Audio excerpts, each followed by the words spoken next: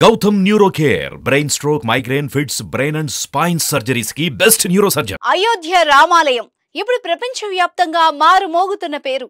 అయోధ్యలో బాలరాముడి ప్రాణప్రతిష్ఠ నేపథ్యంలో దేశంతో పాటు విదేశాలు అయోధ్య గురించే మాట్లాడుతున్నాయి. బాలరాముని ముఖం చూసి అశేష భక్తజనం పులకించిపోతోంది. అద్భుతమైన ఆలయానికి జనవరి 23వ తేదీ నుంచి భక్తులకు అవకాశం కల్పిస్తారు. అత్యంత సుందరమైన భవనాల్లో అయోధ్య ఆలయం ఒకటిగా నిలుస్తోంది.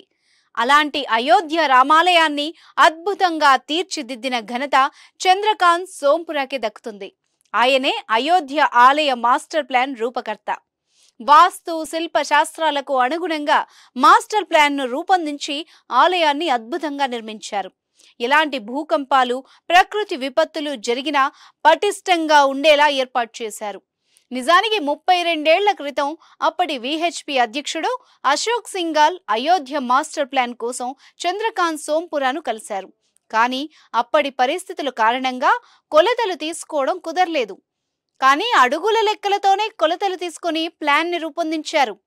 ఈ మందిర నిర్మాణం 3 దశల్లో నిర్మిస్తుండగా ప్రస్తుతం తొలి దశ పనులు పూర్తి కావడంతో శ్రీరాముడి విగ్రహాన్ని ప్రతిష్ఠించారు. అయోధ్యలో రామ మందిరం 2.77 ఎకరాల విస్తీర్ణంలో నిర్మించారు. అయోధ్య రామ మందిరాన్ని పూర్తిగా సాంప్రదాయ నాగర్ రీతిలో నిర్మించారు.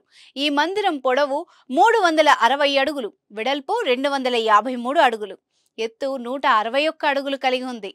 ఆలయంలో 3 అంతస్తులుంటాయి. మొదటి అంతస్తు నుంచి గర్భగుడి శిఖరం వరకు 161 అడుగుల ఎత్తులో నిర్మితమైంది. ఒక్కొక్క అంతస్తు దాదాపు 20 అడుగుల ఎత్తులో ఉంటుంది. మొత్తం మీద 392 స్తంభాలు, 44 డోర్లు ఉంటాయి.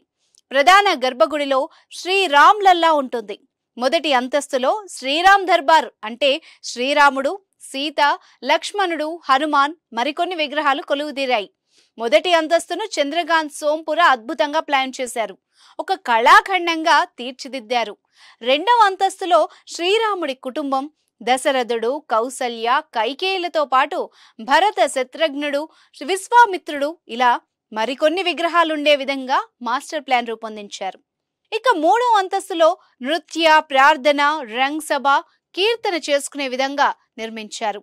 వీటితో పాటు మందిరంలో స్తంభాలు, గోడలకు దేవుళ్ల విగ్రహాలు, ఇతిహాసాల కథల్ని ఏర్పాటు చేశారు. అయోధ్య ఆలయానికి మాస్టర్ ప్లాన్ ని రూపొందించిన సోంపుర ఫ్యామిలీకి ప్రసిద్ధ దేవాలయాలను రూపొందించిన అనుభవం ఉంది. శతాబ్దాలుగా ప్రపంచ వ్యాప్తంగా 200 కంటే ఎక్కువ దేవాలయాలకు సోంపుర ఫ్యామిలీ ప్లాన్ అందించింది. గుజరాత్ లో అరేబియా సముద్రం తీరంలో ఉన్న సోమనాథ్ ఆలయం రూపకల్పన చేసింది కూడా చంద్రకాంత్ తాతగారే.